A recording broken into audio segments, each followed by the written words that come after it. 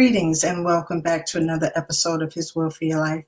I'm your host, Sherry LaVon Harris, and we are entering into Season 4, Episode 1 in our series of the burden of ministry as we delve into this intricate world of pastoral leadership and the complex dynamics that come with this and serving in ministry. This series is a must listen to for clergy, church leaders, and those interested in understanding the unique challenges faced by those in ministry. And we have joining us tonight is Pastor Timothy R. Simpson, who will speak on our subtopic, Navigating Congregational Expectations.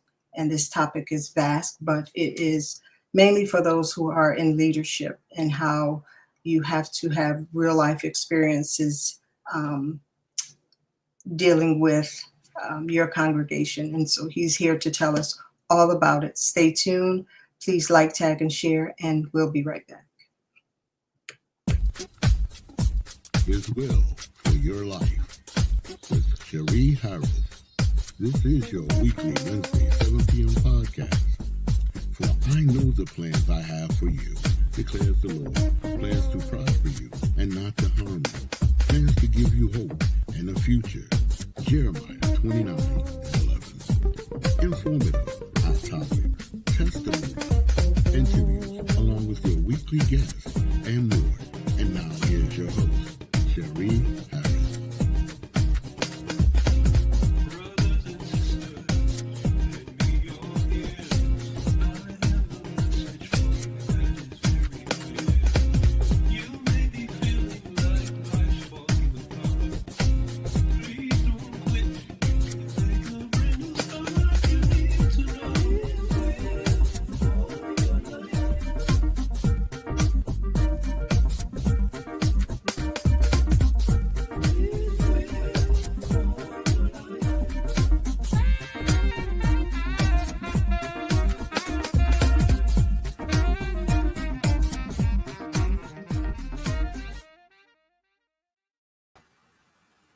Greetings. Again, welcome back to His Will for Your Life. I am your host, Sherry LaVon Harris, and joining me is Pastor Timothy R. Simpson.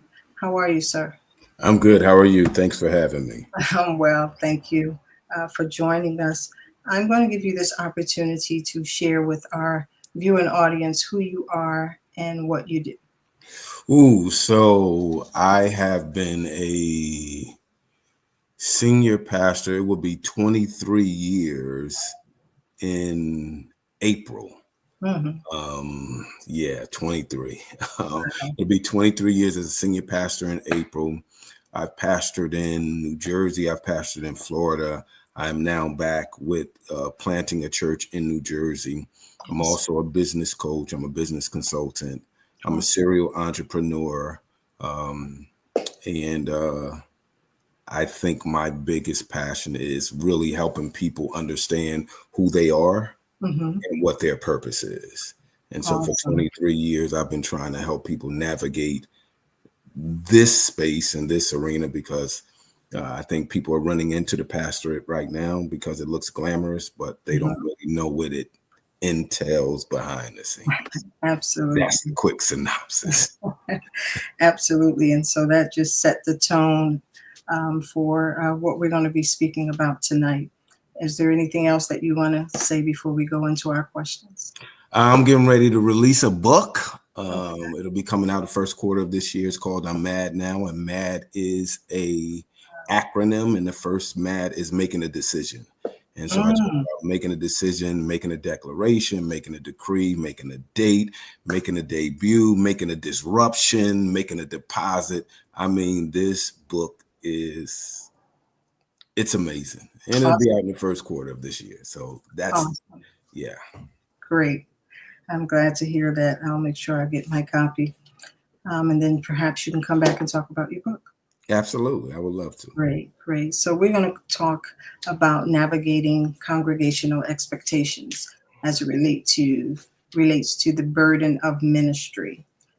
So my first question to you is, can you describe a time when congregational expectations conflicted with your personal vision or your calling in ministry?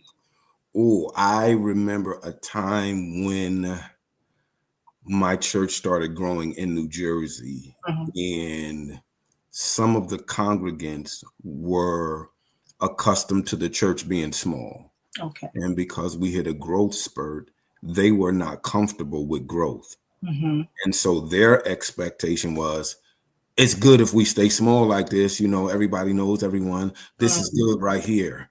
They did not want us to grow, I Mm-hmm. would say, because they felt like they were going to lose their closeness to me. Mm-hmm. So they wanted us to stay small so they could feel closer to me when I needed us to grow, because the frustration of seeing the same people over and over with no growth is not what a visionary needs to see.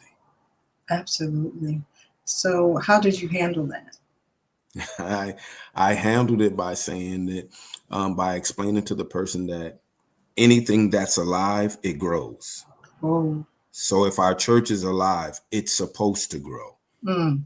If our church is not alive, it's not going to grow. Mm-hmm. You're seeing new growth because the church is alive, number one, and the church is an organism. It's not an organization.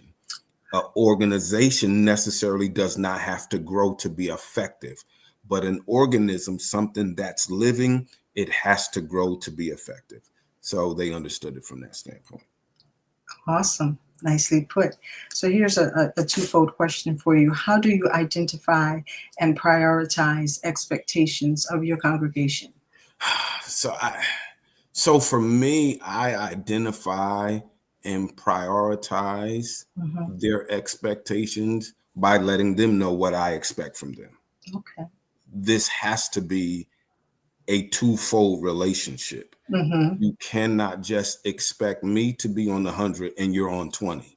If Yeah. I'm on 100 and you're on 20, it literally means our average is a 60. Okay. So I temper their expectations by them knowing my expectations. If you want me to give my all, which I'm going to do, you're never going to have to worry about, am I going to be consistent? Am I going to be on time? Am I going to have my word ready?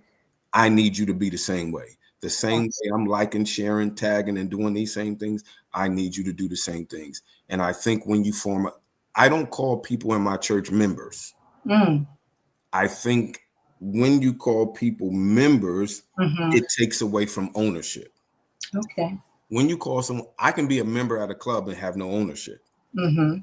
When I call you a partner, I call the people in our church partners. That means you're part of what is happening. And I need you to do your part. Mm-hmm. If you don't do your part, we won't be effective. So I never call them members. I always call them partners, which means we all have to do our part to get to the common goal. Awesome. And here's the B question of that Okay. first question. Are there specific strategies you use to balance these demands?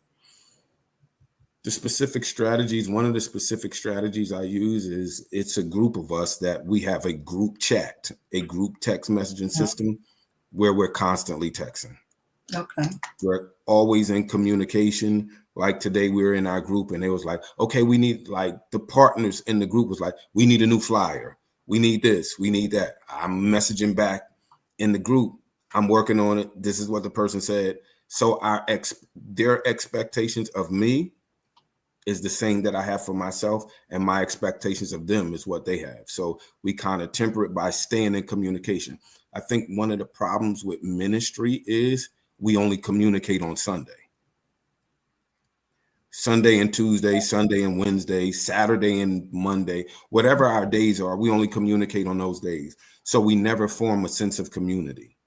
Mm-hmm. All my team has my number, not a Google number. They have my actual number. So if they need me, they can get to me.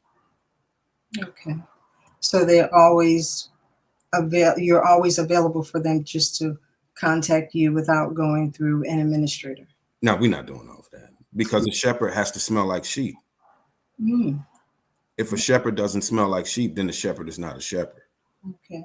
This is not one of my questions, but can you, do you think that that would cause a burnout or become burdened by ministry by allowing just everyone to continue to call you It and could cause burnout if you don't establish boundaries.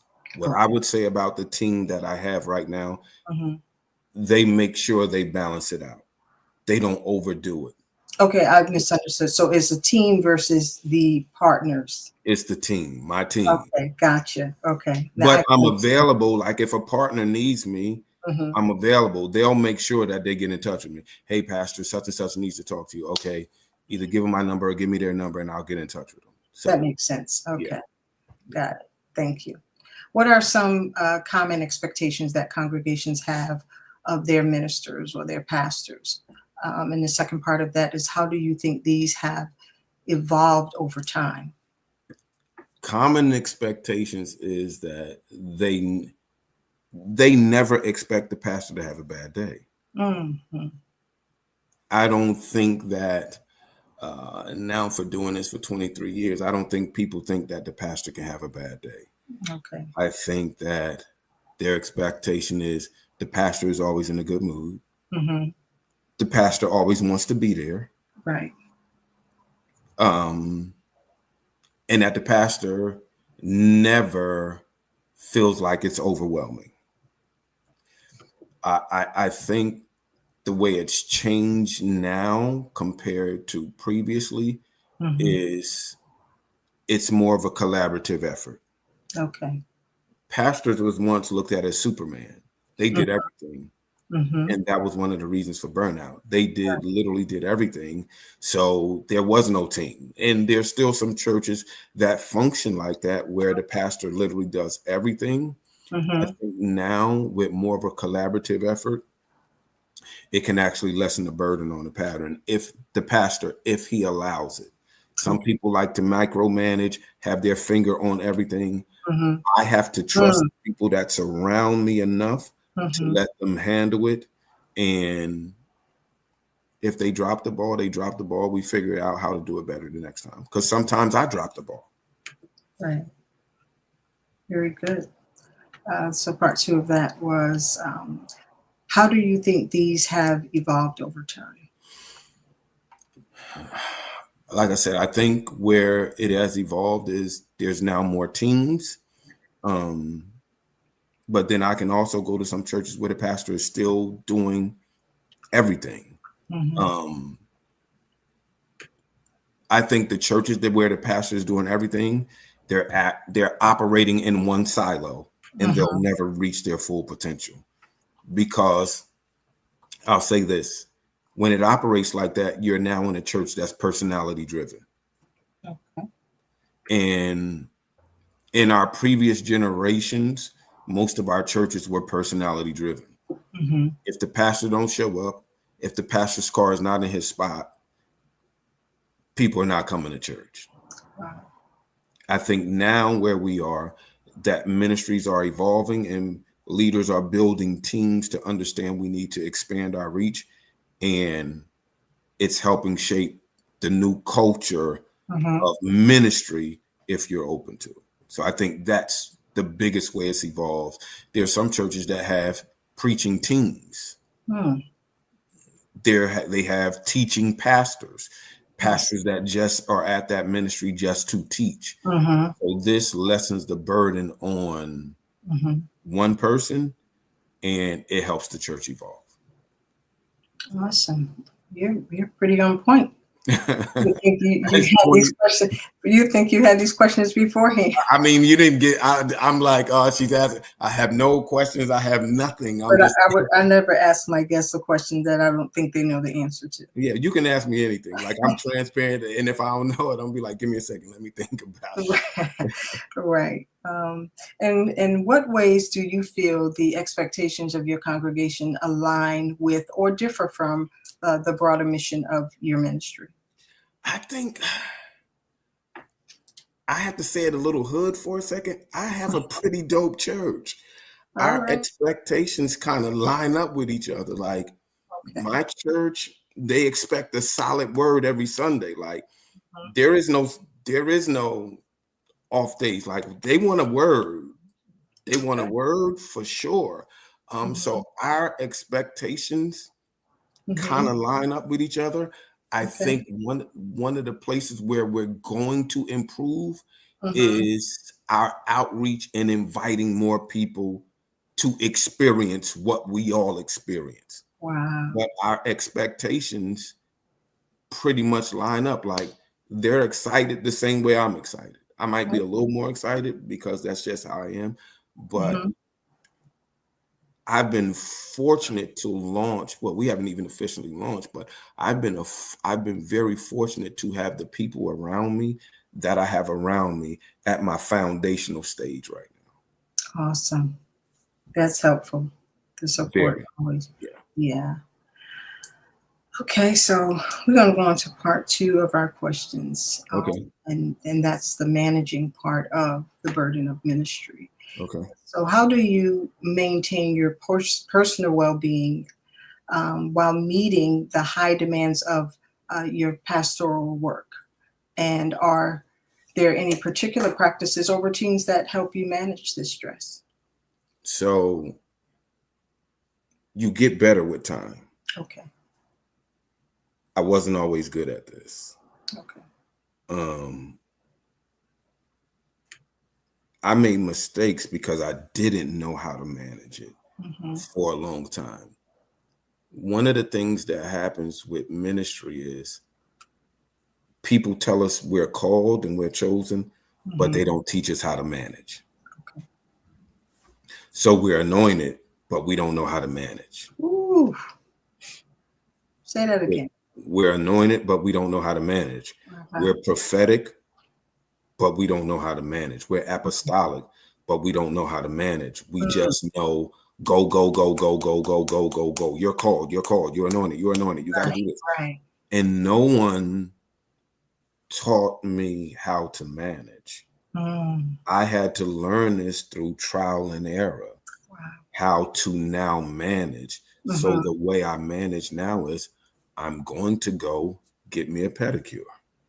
Okay. Go sit down and I'm going to have my headphones on and I'm not talking to anyone while I'm getting this pedicure. I'm going to go to Massage Envy where I have a membership and get a massage. I'm going to just debrief from the world, detach for a minute. We were not taught that self-care was important. Right.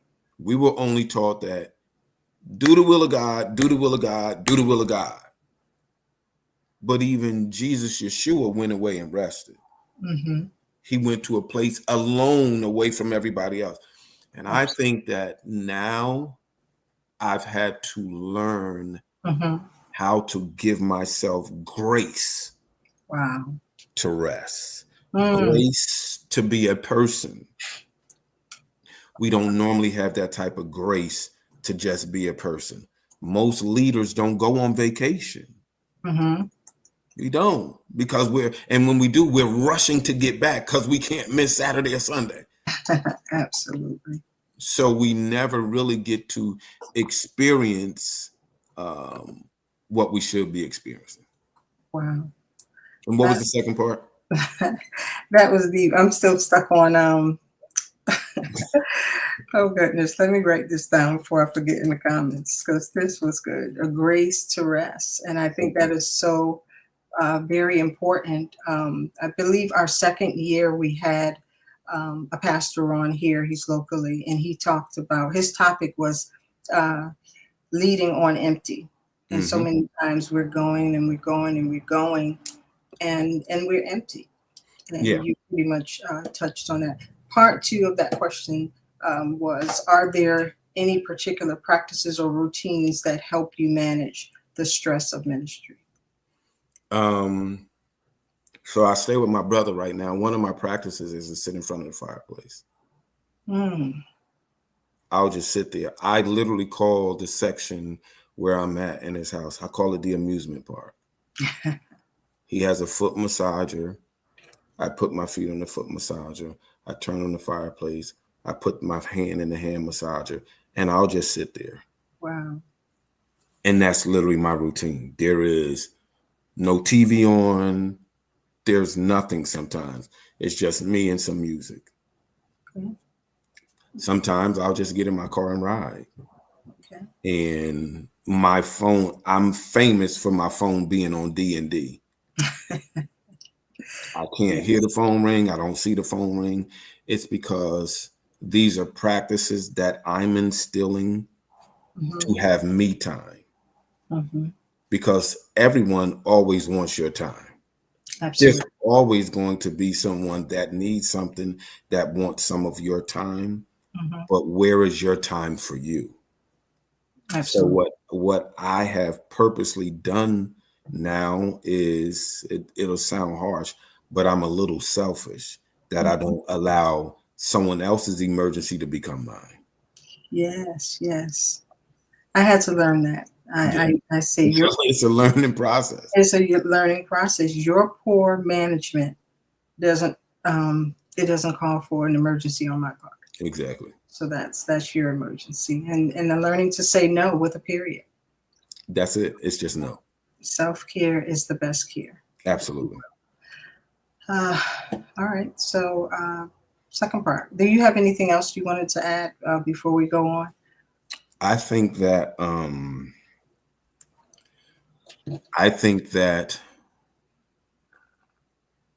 pastors have to prioritize a routine. Mm-hmm. I think that what we see now is all pastors say, Monday is my day off. Monday is my day off. Monday, Monday is my day off. Okay. But just because we say Monday is our day off does not really mean that Monday is an off day. Right. What are you doing on that Monday? Mm-hmm. Because if Monday is an off day and you're still running and not resting, Monday is not an off day. Right. And I don't think we've been taught well enough Mm-hmm. how to prioritize ourselves. Ministry, I'm about to say something that's going to sound crazy, but I'm going to say it. Ministry, oftentimes when a pastor is married, the Mm-hmm. church becomes his mistress, Wow. because he spends so much time on the church, he neglects his kids, his Mm-hmm. family, his wife. A wife can neglect her husband or whatever, Mm-hmm. because we're always trying to make sure that ministry Right. is working, Mm-hmm. and we neglect everything else around us. And that's not the way to be. But the way we're taught in our culture Mm-hmm. is that you've got to make this work, because the way it goes is we get saved in the ascension. Mm-hmm. Most people are striving to be a senior pastor as if that's the signal and the stamp to say, I've arrived. Mm-hmm. And Yeah. it's really not the benchmark. Sometimes you're better off being in the second chair than the first chair, Wow. because the pressure that's in the first chair is way different from the second chair. Mm-hmm. The second chair, you could just get up here and preach, go off. But the first chair is worrying about, did we bring in enough today? Right. What's going on? Why is this person not here? There's a whole different set of responsibilities. And I think that we have to start helping people understand you have to prioritize your life. It's God first, Mm-hmm. not the church. But most of us do church first, then Mm-hmm. God, Mm. That's, because we know how to do church without him. we know how to do it well. We know how to do it well. We can shout, we can run, we can scream, we can Yep. sing. We can do everything without him, because we've been conditioned to do that. Absolutely. We And know then when after, to raise our hand, when to put it down. exactly. Yeah. One of the things I'm teaching our church is, I don't want you to come in here, shout, scream, run, lay down, and then go home and your lights are off. Mm. I don't need you to do that. Then there's no need for us, because now this is practical. And what has happened is we've been so spiritual that we haven't been practical. Wow. So now I'm practical, I'm logical, I'm Mm-hmm. spirit first. However, I'm logical. Like, I'm taking this day off. I just got back from Florida. I had to go see my son. Right. That's Ministry. ministry. Mm-hmm.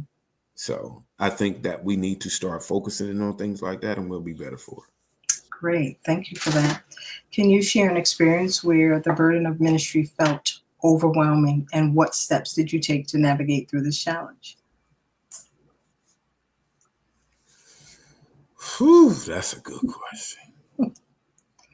It's so many over 23 years. There's so many times where I felt like,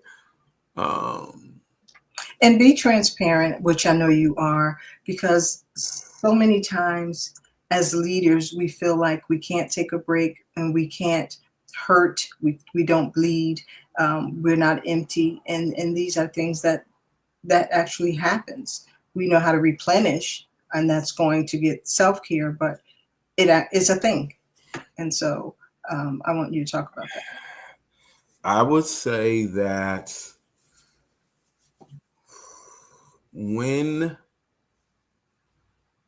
I launched ministry in 2018 in Kissimmee, it was in Kissimmee, Florida. It was overwhelming. Wow.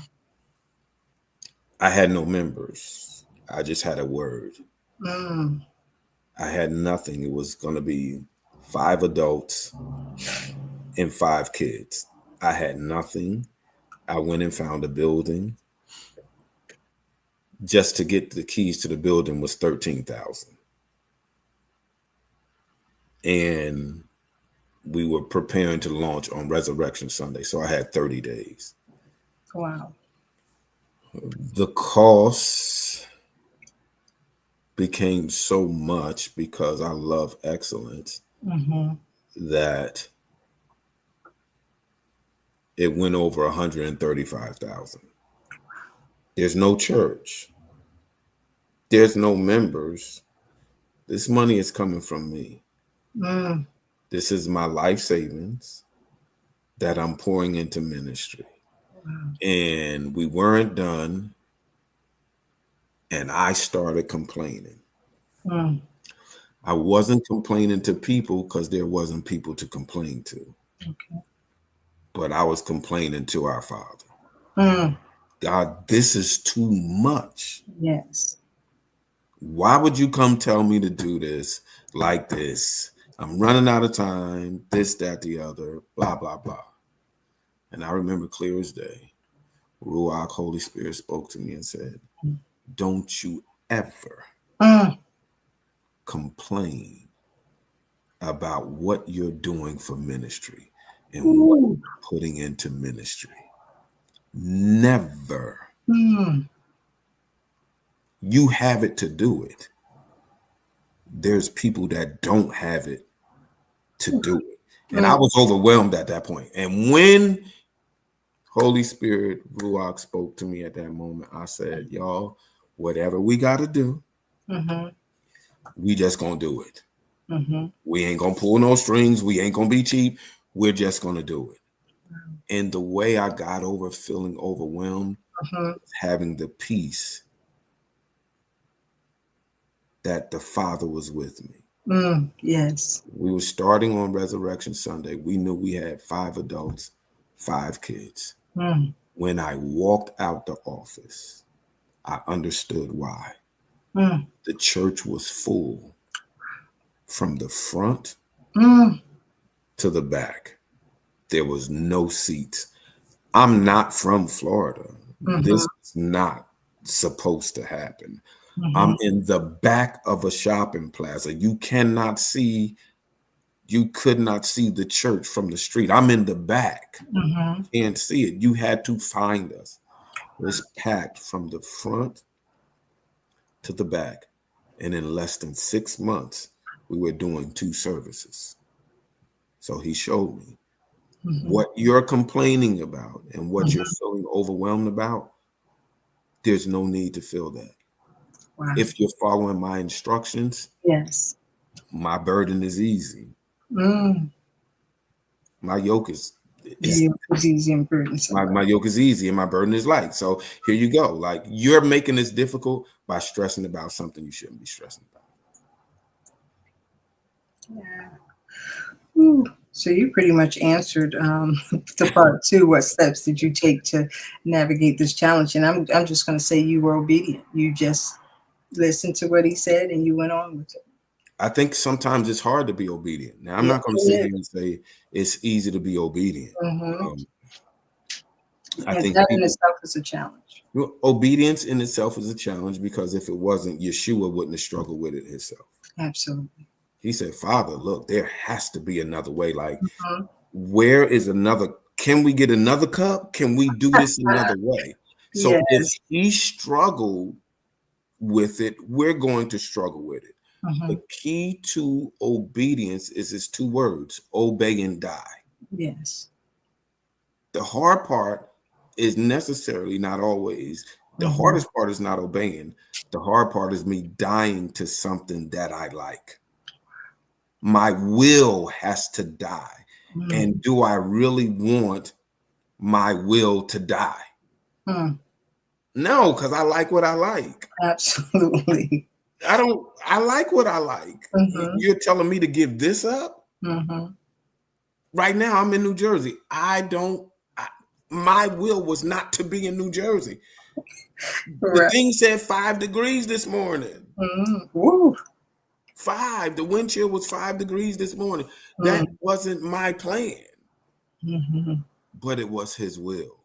What do you do when his will is not your plan? Woo. That's a topic. What do you do? His will, my plan, they're not the same. Mhm. They're normally never the same. Yeah. So I Now. got to scrap this for what you want me to do. But what's the end result? And he never gives you the end result. He tells Abraham, hey, leave your fathers, leave your kindred, and go to a land I'm going to show you. Mm. Well, where is this land? Mm. Just keep going. You'll find it. Right. But where is it? Just go. Wow. Where am I going? And don't take nobody I know with me. How comfortable is this? Sometimes he sends us on journeys by ourselves that's Yes. uncomfortable. Very. Abram would have never had to fight some warfare had he left Lot where he was. Mhm. He ended up in warfare because he brought somebody that was comfortable and close to him. Mm. What do we do when he tells us to leave the people that's closest to us? Mm. They can't come. Well, Mm. why not? Mhm. They've been with me this whole time. Why can't they come now? I'm used to them. Right. They're not ready for what I'm about to ask you to do. Oh, wow. You're speaking to me. I don't know about the viewing audience, but you're confirming what he spoke to me. And I'm just, mm, So how do I do that? yeah. And then what do you do when he allows people to come a certain distance, but Mm. then you have to still go further? Mm. Now he's telling Abraham, I need you to take Isaac up on the mount and I need you to sacrifice him. Mm. Mm. There's 3 other lads with him. He tells the lads, y'all stay here. We got to go yonder to worship, but we coming back. Mhm. How do I leave y'all when I brought y'all? Mm. But I got to leave you here. You got to park right here while I continue to go. But I'm going to come back, but I got to go do something up here. So there's times when he tells us to come up higher. Mm. Everybody can't breathe up here. Woo. It's different air up here. Mm. The mountaintop is different. In basketball, the Denver Nuggets play at Mile High Stadium, Mm. 5,280 square feet up in the air, square feet in the air. And people say when they go there, it's hard for them to breathe. Mm. When he's calling you higher, everyone can't breathe up here. You better preach. So because they can't breathe up here, you have to leave them at the base. Mm. I'm going to come back once I go get what I need to get and do what I need to do. Mhm. But you got to stay here. So sometimes it's a challenge with obeying. It's not always fun. Right now, I'm not having fun.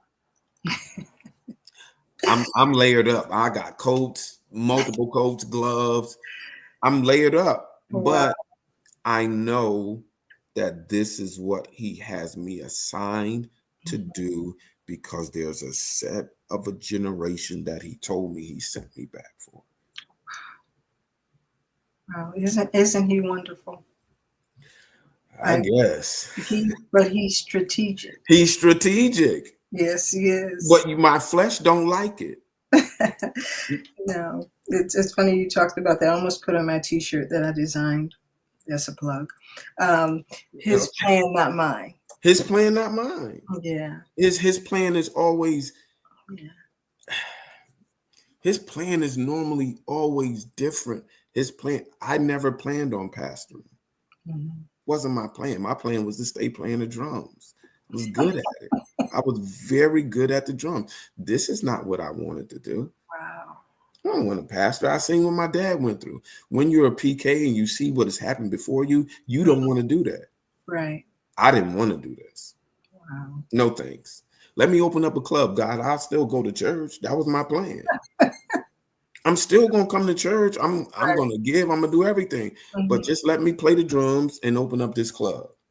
No, I'm gonna call you to preach. Not me. My past is too checkered. You Mhm. don't want me. You don't want me to do that. Mhm. Wow. That's something. It's interesting. This is I was just telling someone this is season 4. We've been in doing this podcast for 4 years. I call it ministry, and I'm an introvert. Mm-hmm. But each week I have to come live. When he told me to do it, I was excited because I thought it was audio because I do voiceover. So I'm figuring, yeah, I could do that. But Mm-hmm. to get in front of this camera each week, and I'm not knowing who's watching me Right. is challenging every time I go live.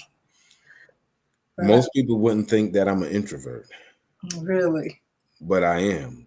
yeah, I'm an introvert by nature, but I'm an extrovert in what I have to do. right. So until you're around me, Hmm. you won't know that. Hmm. But I could be in the room and just sit. My pastor says to me all the time, Simpson, you just be sitting around. You don't say nothing. Hmm. I don't want to. Like, that's not what I do. I'm just going to sit here Right. because I'm really an introvert. Hmm. But what I do, coaching, preaching, pastoring, all of that causes me to be an extrovert. Right. Right. So, and because it's what he's chosen me to do, Hmm. I have to do it to the best of my ability. Awesome. Thank you for that. What roles um, does delegation play in managing your responsibilities, and how do you ensure that your tasks are appropriately distributed among your partners, if you will, your staff or volunteers? My team, they're probably watching. This is something they're big on, Okay. delegation. They're very, very big on delegation. Mhm. Um, Me coming to New Jersey, I'm learning to trust people with a baby. That's Exchange Church. Mhm. But these partners are like, no, give me this. You don't have to do this. I'm like, so it's like, and I know sometimes they're like, well, you said you was going to do, and delegation is important. Mhm. I have to say that when I give them something, they handle it. Like we had a situation today. I put it in our group. One person asked about, well, where's the new flyer? I said, okay, da da da da da. Somebody was in the chat was like, okay, I'll reach out to the person immediately. They were ready. Um, I think it's a little different for me Mhm. this go around because I have so many business minded individuals Nice. that are used to responding. Okay. So I have to do better for them Okay. and just let them run. Awesome. Certain parts of me is like, I don't want them to drop the ball. Certain parts of me are overthinking because I'm analytical. Mhm. And so it's on me to be more of a delegator. But delegation plays a huge role because I can't do it all. I simply can't do it all. And if a pastor don't delegate, he's going to burn out. Yes. You kind of answered this question, but I'm going to ask it again for the sake of the audience and Mhm. those who may watch in replay. How do you cultivate a support network both within or outside of your congregation or partnership, if you will, to Mhm. help manage the burdens of your Of my world, role? I'm oh, sorry. my role. Okay. Um, so I talk to them. They all like my leadership, my team. Mhm. they'll all text me separately. We'll all text in the group chat, but they'll all text me separately. Hey, what do you need me to do? What do you need done? Even while I was in Florida, I was on phone call. Hey, what do you need done? If you need me to take care of this, someone was looking at reaching out to a person about a building. Someone was doing like we're always in communication. I think they help lessen the weight of my role Mhm. by being available. Awesome. This is not paid staff. This is available volunteer staff. Today, someone was texting me, hey, I'm working on our online banking situation. We switch banks. I'm working on this stuff for us now. Awesome. Text me, done. Huh. I didn't have to do it, but it's done. We're getting ready to try to have a baptism. We're working on that behind the scenes. I know within the next days or the beginning of the week, we'll have that information. They lighten my load. I mean, I really can't complain. Mhm. There's certain areas where we're going to work on to get better. But as a church plant Mhm. that only started the second Sunday in October, Wow. I really can't complain because we're ahead of schedule. But when you don't understand the dynamics of a church plant, Mhm. it could seem like we're moving slow, Okay. but we're ahead of schedule. Awesome. Awesome. And it's only because my team doesn't allow me to burn myself out. When I arrive at the church, they're already putting stuff out. Envelopes are going out, video cameras going up, sound system stuff is being put. Like it's 1, 2, 3. Sounds like you have an amazing team. Yeah, I think they like me a little bit. They have to, and they also love the Father more. Absolutely. What communication strategies do you find most effective when addressing the unmet expectations or revolving conflicts within your partnership? I talk about it. Like, let's talk about it. One of the big things for me is I don't want to continue talking about problems without a solution. Mm-hmm. Why are we going to keep talking about it if we're not going to solve it? Right. We need to figure out what the solution is. Okay, we all understand that there's a problem. Now, what are we going to do to solve it? I am not the person to talk about this problem 20 and 30 times. Mm-hmm. That's going to drive me insane. Right. Okay, what's the solution? Mm-hmm. So we can talk about it. Okay, now what are we going to do about it? And I think people like to discuss problems more than they like to discuss solutions. And because we like talking, it's crazy how the world is. People like talking about a lie spreads faster than the truth. Doesn't it? It's amazing how that happens. Like Yes. that lie is going to be way down the street, like Mm-hmm. fast. Yeah. But the truth takes time because people don't want truth. Mm-hmm. So with me and my team, look, let's go sit down. Let's talk about this.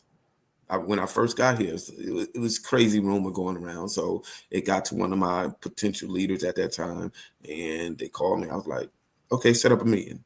Mm-hmm. We're going to Yes. meet it. I met her in the park.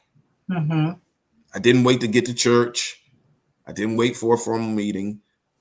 I met her in the park. Yes. Let's go talk about this. So I think you have to address it Mm-hmm. and talk about it. Okay, and here's the solution. Mm-hmm. So that's how we handle it. Awesome. Yeah. Awesome.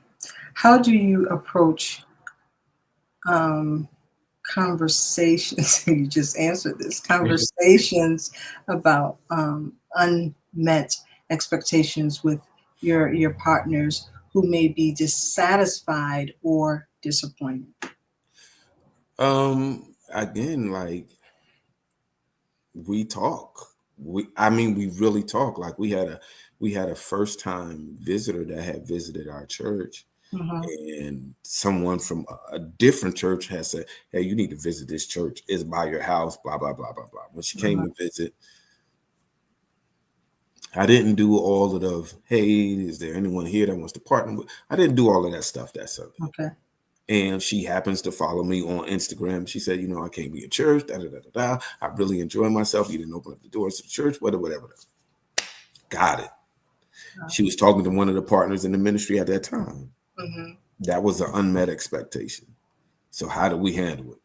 The next time she came back, she brought her husband.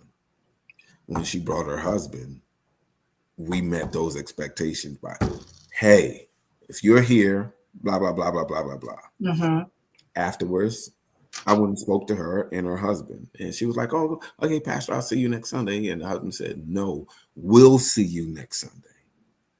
They both came back because the expectation was met. I think that in order to meet expectations, when the expectation hasn't been met, you can't take it personal. Yes. We dropped the ball. Mm-hmm. It's not personal. Pick the ball back up. Take ownership of it. I messed up. I fumbled. I'm going to take ownership of that. I'm going to do better next time. And we're going to move on. I think that's how we have to handle it. But most people don't handle it like that. They take it personal. Oh, they coming at me. No, they're not coming at you.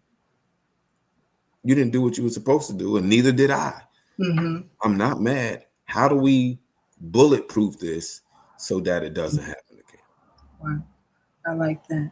And so many times I feel pastors or leaders take it personally when a member or partner, if you will, leaves their body. Mm. You know, Now we can really talk about that.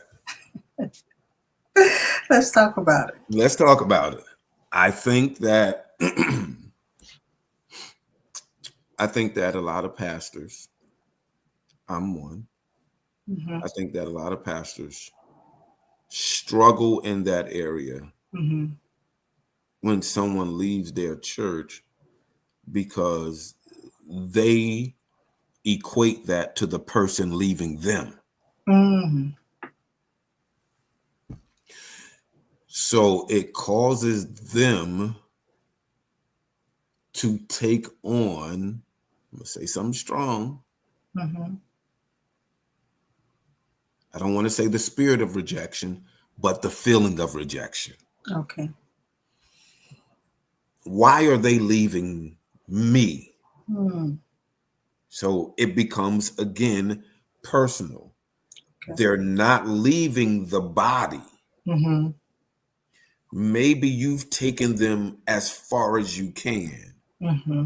Or supposed to. Mm-hmm. And maybe they're supposed to go help someone else because of what you've poured into them. Mm-hmm. They have now something that can help water someone else, help someone else grow. But most pastors take it personal, and then we go into save witchcraft. Mm. You might not have me back on after this. I have your back because it's the manipulation is also witchcraft. It's the manipulation that we manipulate people with and say, if you leave the church, this is going to happen to you. If you can't go over there, you can't do this. We literally manipulate people because, and it's not my practice. I'm just saying what I've seen. Right. We literally manipulate people into staying somewhere that they're no longer called to be at. And so the church, let me say it this way, certain churches practice Christian witchcraft by manipulating people into staying somewhere that has no benefit to them. Wow. And so it's never called out. It's never talked about. We just look at it and say, oh, this person, I mean, I've seen it happen for years. I've seen it happen to my friends. And I'm like, well, why are you there? Yeah. Are you growing? Let me ask you this question. Are you growing? No. What are you doing there? Why are you there? You don't have to come to my church. You can go to any church. But why are you going somewhere that you're not growing? Right. Would you stay at a job if you didn't get a raise for 20 years? No. But you're staying here because of you're afraid of what people are going to say Mm-hmm. if you go someplace else. You are not leaving God. Now, I ain't telling people to just pack their bags and leave their church. That's not what I'm saying. Mm-hmm. What I'm saying is the manipulation is crazy. When I moved back, I literally heard, because prior to me leaving New Jersey, in our area of Ocean County, I had one of the fastest growing churches. Wow. So me coming back, I literally heard rumors. He's going to cause people, this was the rumor, he's going to cause people to get out the will of God because they're going to leave their church and go to his church. Wow. I'm about to say something else. I might not come back. A lot of leaders are insecure. Yeah. And when you are an insecure leader, that bleeds out on your people. Now you become controlling and manipulative. I Mm-hmm. don't worry about if the people that go to my church go somewhere else. I'm not worried about it. I know I'm feeding y'all steak. Yes. If you want a hamburger, go wherever you want. I know what you're going to get over here. I know the time I take to go in this word. I'm not saying there's nobody else making steak. I just know I have steak. And I'm not worried about what they're cooking down the street. I'm worried about my assignment and staying in my lane. And I'm the best in my lane. And accidents only happen when two people try to occupy the same space at the same time. I ain't trying to be in nobody's space. I'm in mine. I'm good at doing what he's called me to do. Absolutely. Absolutely. Let me We come. have, we have like 8 more minutes left, Okay. and I'm fine with going over. If you are, I have. It's up to you whether And you no, want listen, to whatever you want to do, I'm good. I'm sitting here ready. you are. You're on top of it. I'm impressed, and I don't get impressed easily. Can you provide one of those examples you talked about when having conversations? Can you provide an example of a difficult conversation you had with one of your partners regarding expectations and how you navigated through it successfully? So I just had to have a conversation. I have multiple conversations. So we have been trying to get certain systems set up in our church. Okay. Let me talk about this one. Okay, this is perfect. I'm a worshiper. Mm-hmm. I mean, it's what I do. I don't care about a title. My first title is that of a worshiper. Okay. Period. So we have situations sometimes where we don't have a quote unquote minstrel that goes to our church. We bring people in to play, whatever. Mm-hmm. And so one of our conversations has been, how do we fix this? Okay. Because the expectation is that we have praise and worship. Mm-hmm. And what are we going to do to fix it? Because there's some Sundays when I'm like, well, I'm not waiting. We just going to go into the word. But the expectation is, well, we need praise and worship. I get it. I understand it. And so right now we're having tough conversations Mm-hmm. of how are we going to fix this? Okay. What is going to be our strategy? Are we looking for someone? Where are we looking for someone? How soon are we going to do this? So they're not easy conversations, but they're conversations that have to be had. Do we continue going down the same road, or do we detour and go another way? Do we go to tracks? So we're having intense discussions right now because everyone's expectations is not being met. I can pray and go into the word and be good, Mm-hmm. but some people need worship. I'm gonna worship all week at home. I'm gonna do all of that stuff. So it's kind of easier for me. I'm already tapped in. When I walk in, I'm in. But for some people, they need praise and worship. And so we're figuring out and walking down a delicate road now on how to solve this expectation, because it's not. I can say as the pastor, that expectation is not being met. Okay. Thank you for your transparency and honesty. Now we're going to talk about these next series of questions, and there are 4 more questions I have for you. Okay. Your personal reflection and growth. And so these are going to pertain directly to you. Okay. How has your understanding of congregational expectations changed since the first time you began pastoring or in ministry? How has my expectations of what's the question? Say it again. How has your expectations changed since you first began ministry? And so your understanding of congregational expectations. Like you have your own expectations. That was 23 years ago. So it's way different now. Okay.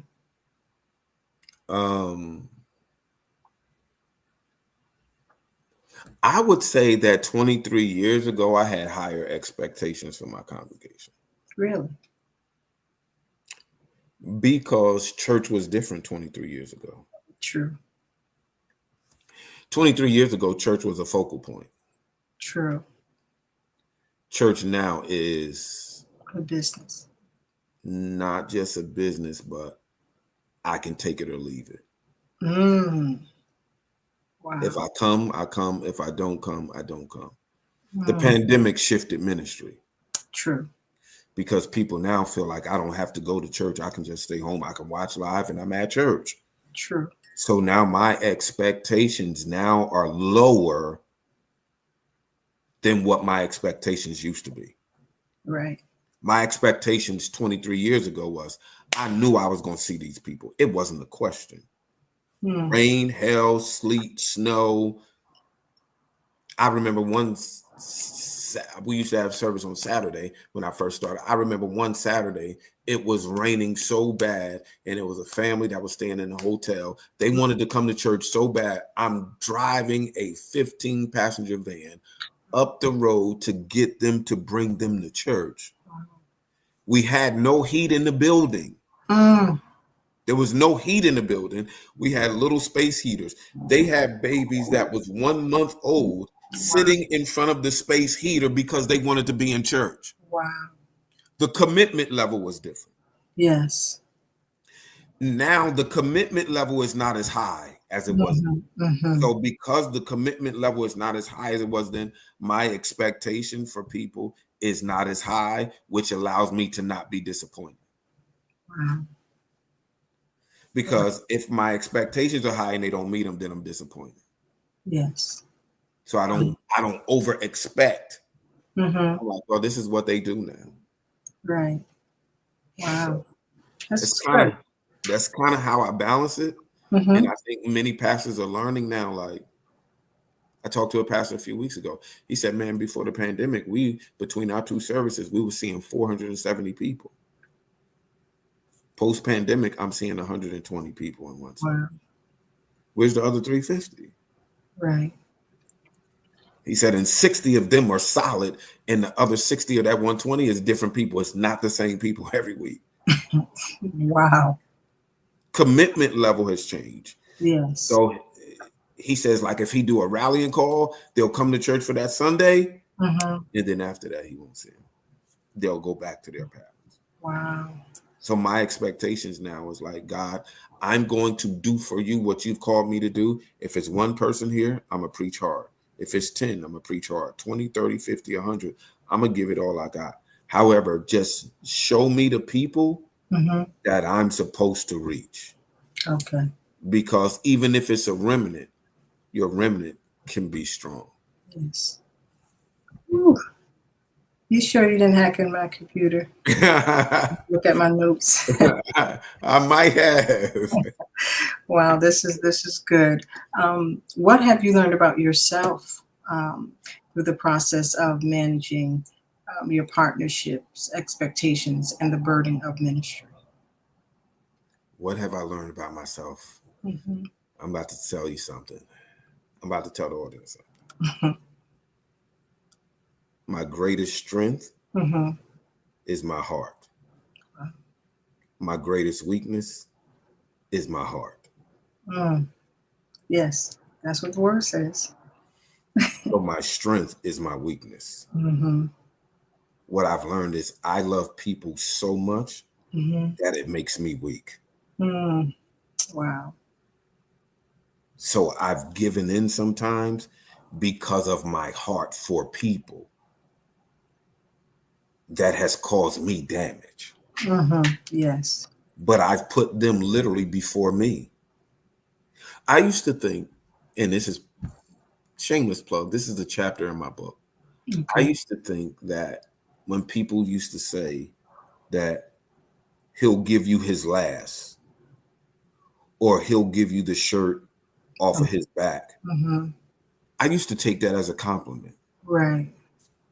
It's not a compliment. Mm-hmm. What it really says is, I have a problem with boundaries. Why am I going to give you my last? Mm-hmm. Then I have nothing. Right. And then why am I going to take the shirt off my back and I'm uncovered? Right. I have a problem with boundaries. And for years, Mm-hmm. as a pastor and as a leader, I had problems with boundaries. Right. I didn't know how to say no. Mm-hmm. If they asked, I did it because, again, my greatest strength is my heart. My greatest weakness is my heart. Mm-hmm. And when people realize you have a big heart, Mm-hmm. people will play with your heart. Yes, they will. Yes. So I've learned me now to where I don't do anything based off my emotions. Mm-hmm. I'm not going to make this decision emotional. Right. Let me sit down and go through this. Let me sit in it. I sit in it. Mm-hmm. I process it. Okay, let's look at this from this standpoint, Right. that standpoint, this standpoint. Okay, now make a decision Mm. because my heart has got me in trouble. Wow. Yeah. And let me clarify because I said that was in the word. What I meant by when you were talking about the heart, Mhm. in Jeremiah, I believe 17:9, he talks about the heart is deceitfully wicked. Who can know it? Deceitfully, who can know it? Who can know it? And so I mean, you the don't even heart, know our own it's two heart. sides. Yeah. Yeah. Yeah. That's something. Thank you for that. Yeah. That's good. That's good. That's a good takeaway. Yeah, that's my weakness. That's what I learned. Yeah. Two more questions, and here's one before the last. And what ways do you seek feedback from your partnership, and how does this feedback inform your approach to ministry? They literally can just walk up to me and talk to me. Okay. They give me their feedback straight up. Like, Okay. it's no, hey, put this in the box. No, talk. What's up? What y'all think? Y'all Mhm. think we can do this better? What can we do? Like, I'm asking them, what's up? What y'all think? They can literally walk up to me, any of them, and say, Pastor, like, you know what I mean? Like, can we look at this? Mhm. I'll get the director of operations or whoever is in charge of whatever. Like, hey, can we look at this? What do y'all think? Like this past Sunday, they served cookies and whatever after church. Like that was somebody's idea. Like, Mhm. what's the feedback? They was like, well, we might do it again. People liked it. People Mhm. didn't like it. Okay, whatever y'all think, I'm with it. As long Mhm. as somebody is going to oversee it, Right. they can come to me at any. Like, I'm not that pastor with 47 security guards around it Wow. that you can't. Like, I need to. I need to touch you. I need you to Mm. know that I see you here. When people are not at church, I can tell you. Even when my church was big, I can tell you who missed church Wow. because I look for you. Mhm. So they're able to come talk to me about whatever. Right. You seem to be managing well, but I'm going to ask this question again for the sake of our audience, and those who may be in your position and struggle with this. Mhm. Okay. And so, looking forward, how do you envision balancing congregational expectations with your personal and professional goals in ministry that you set for yourself? Um, that's a great question. I think as we grow, Hmm. I have to delegate more. Hmm. Um, I'm just not a preacher. Mm. I've never just been a preacher. Mm-hmm. I started my first business at 23 years old. Okay. I'm 53 now. I know business. I know entrepreneurship, coaching. I want to be, I'm telling y'all some stuff. I want to be like the African American version of John Maxwell, Mm. or pick up the baton where Dr. Miles Monroe left off. Woo. My goodness. So I just don't want to, the way I have to do it is I have to train leaders. I can't allow our ministry to be personality driven Mm-hmm. just based on me. By raising up other voices, this will allow me to expand what I need to be doing. Mm-hmm. This will allow me to grow personally as well as the people around me. Leaders don't lead followers, leaders lead other leaders. Mm.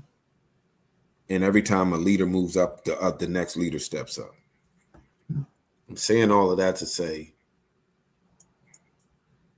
my team will help me balance this, because I'm going to pour in them to the point where I'm firing myself. Wow. I'm going to fire me by growing them. Mm-hmm. So they won't have to lean on me as much. Mm-hmm. Our team can do it. Right. I'm firing myself. The Holy Spirit spoke to me the other day and told me how many years I have left to be a senior pastor. I just haven't said it, but he told me the other day. Wow. I'm already 23 years in. Mm-hmm. I started young. Most people are not pastoring at 30 years old. I was a senior pastor at 30. Wow. My dad said, it's time. At 30, I was the youngest elder in his church. I was the first person that he set out. The first. Last one saved, first one sent out. So my job is to train them and grow them until they have the DNA of the house, the sound, and when they speak, people respond. You only get to that level by raising up other voices. Joshua was able to do what he did because Moses allowed his voice to be raised up. The problem with our churches is we're scared of succession. And so when we should be passing the baton, we're holding on to it. And we're missing seasons and we're missing moments because we're holding on to something where we're no longer effective at the level we was effective at. Mm. I know how many more years I have.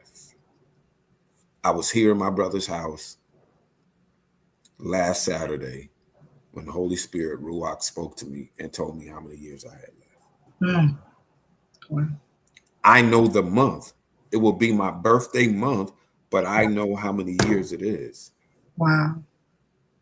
So now I'm on an accelerated pace. Okay. Because I have to grow these people into who they're supposed to be. Mm. So I'm going to pour, but I can't pour into moving vessels. They have to be standing still. Wow. Unless I waste my oil. And it's too valuable to waste. Mm. Wow. Wow. That's deep. Yeah, we try to pour into too many moving vessels. Yeah. They're here, so you pouring and then you're still pouring, but now they're gone. I can only pour into a vessel that's going to stand still and allow me to pour. And it won't always feel good. It won't always look good.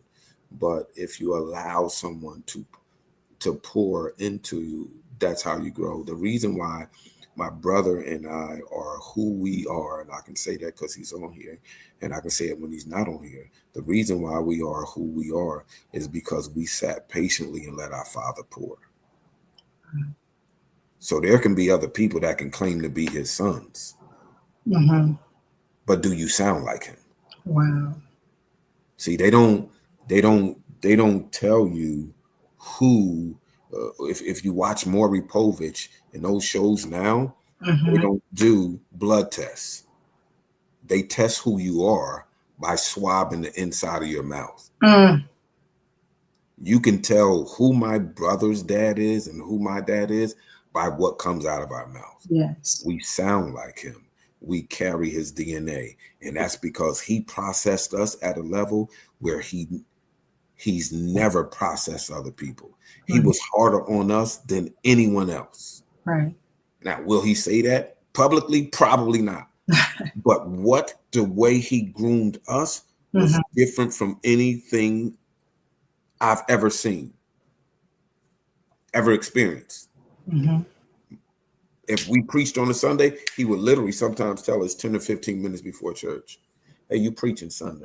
You're preaching now, today. I'm staying upstairs on my side. Well, where you going to be at? I'm going to be over here. I'm working on something. So I'm preaching right now, this morning. Yeah, you're preaching this morning. Wow. It wasn't we got 2 weeks notice to prepare for Bible study. We're driving home from work. Hey, you're teaching Bible study tonight. Wait, where you going to be at? I'm going to be on my side or I'm going to be over here. This is what we had to do. This is how we grew up. So our training is different. You didn't send me no questions. You didn't tell me anything. Wow. But because we were trained like this is how we were groomed. Hey, get up. What do you mean? You're preaching now. Hey, go get Timmy from downstairs teaching Sunday school. Hey, Dad, what's up? It's 11:15. You preaching this morning. Wow. Do the same thing with Tommy. All the time. This is why we are who we are. So it don't matter where we go. It don't matter what place we're put in. This is what's going to come out. We have a lot to give to people because we got 50 years from my dad, probably close to 50 years of him pastoring that's been poured into us. That we have his anointing, our anointing, his forefathers' anointing, all of this we have to give out. Wow. So I'm going to push these people that's connected to me. There are some that I'm watching now that already have it. It's just a matter of it being cultivated. So how I'm going to do it is by cultivating other gifts and allowing them to flourish. Whew. This was good. This was really good. But before I go, I want you to share some takeaways because I feel like you want to go. But I feel like you got a lot to say, but I'm going to have you give us some takeaways or some takeaways that you've gotten from this that we can go on. I think one of the greatest challenges is that you have to know who you are. Until you know who you are and know what you are called to do, you'll always imitate someone else. Wow. You'll always try to be someone else. I was speaking about my brother because he's my brother. We both are in ministry. We do it our way. Right. He does it his way. He says all the time, I'm young and I'm hyper, but we're only 2 years apart. I'm just the hyper one. He's cerebral. He's always been cerebral. He's always been super intelligent. Yeah. But what I can tell you is never be in competition with anyone. He supports me. I support him. I'm saying all of that to say that a lot of times in ministry, people are competing. Until you know who you are, you'll compete to be somebody else. Wow. I'm not trying to be no one but the next Timmy Simpson. I'm trying to be better tomorrow than I was today. That is the goal. And because now I understand I'm not going to operate like this person over here. You're not going to operate like that person over here. You didn't want to do a podcast, but he said, hey, I need you to do this. I need you to sit in this chair and I need you to be able to do this, not knowing who's watching you. Because there's someone watching you that needs to do a podcast that's afraid to do a podcast because they don't know who's going to watch them on their podcast. So they're not doing it. So I need you to do this afraid. I need you to sit in that chair and I need you to bring people on here. I need you to ask questions. I need you to be comfortable being used in this space. And while you're being used in this space, you're encouraging someone else, especially the person that you're talking to tonight, to do his podcast. Because I've been procrastinating. I've been on podcasts and people say, you need to be on a podcast. You need to do a podcast. You need to do a podcast. And I'm like, man, I'm not doing no podcast. I keep getting the things popping up on my screen. Do a podcast, do a podcast, do a podcast.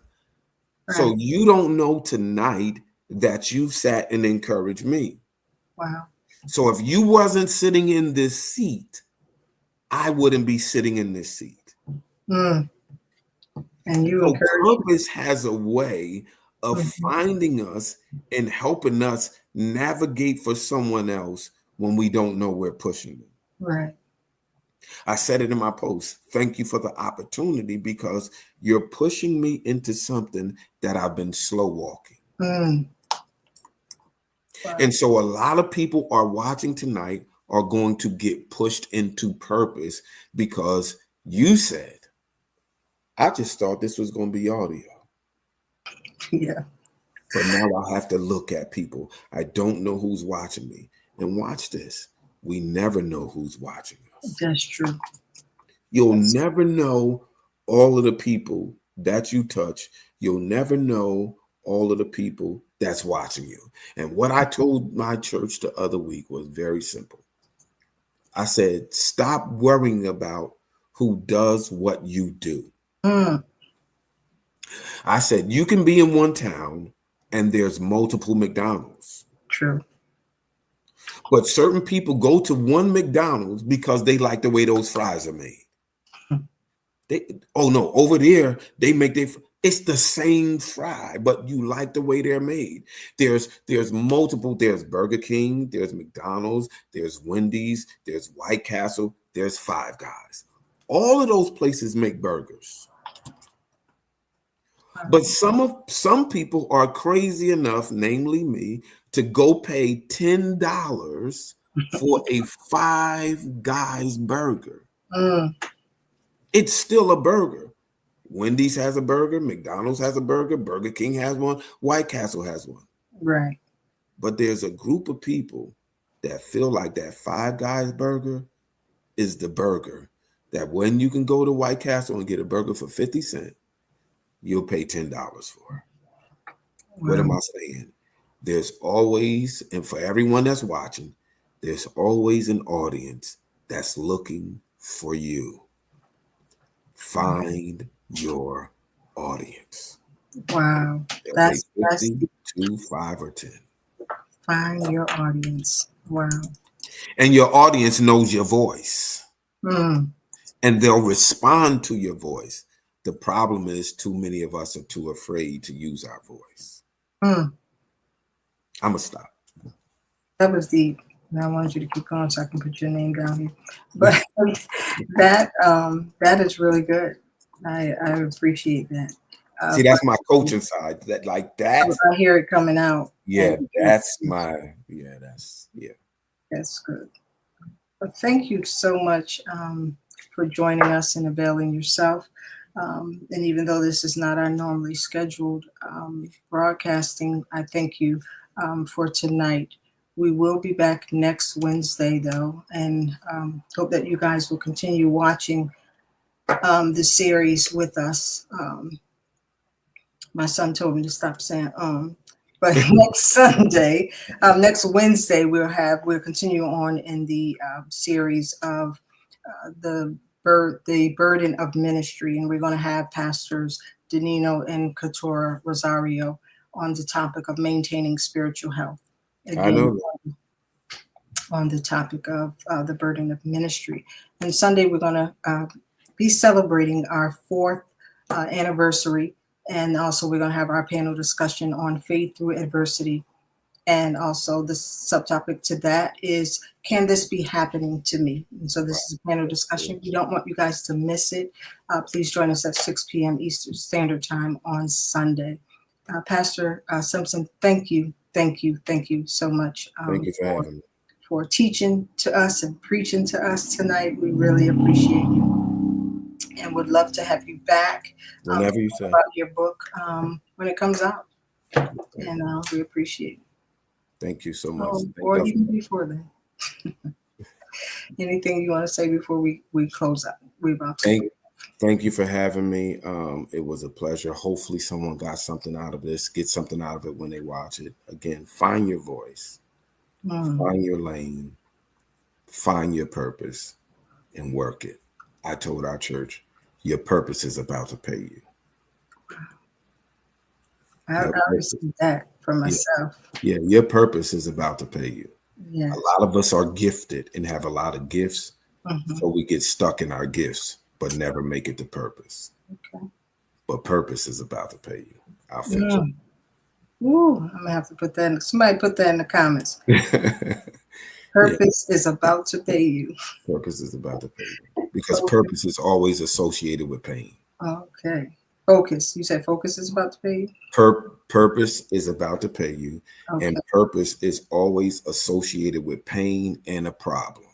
Got it. Somebody put that in the comments. We're going to close out. Thank you for tuning in with us on a Thursday. We're actually on Wednesdays, every Wednesday, and every third Sunday for panel discussion. Thank you so much, you guys. We appreciate you. Thank you for sticking it in with us. And we look forward to a great season. Season 4, the season is the season of fruitfulness. So we thank you. Actually, it's not the season of fruitfulness. The number 4 is seasons. I'm jumping ahead to our 9th. But thank you all for watching, and we're going to say good night. Remember, it's okay not to be okay, just as long as we don't stay in that place. Good night, everyone, and we'll see you Sunday. Good night. His will for your life with Cherie Harris. This is your weekly Wednesday 7 p.m. podcast. For I know the plans I have for you, declares the Lord, plans to prosper you and not to harm you, plans to give you hope and a future. Jeremiah 29:11. Informative, hot topics, testimonies, interviews, along with your weekly guests and more. And now here's your host, Cherie Harris. Please join us again next week for another riveting, informative segment of His Will for Your Life podcast.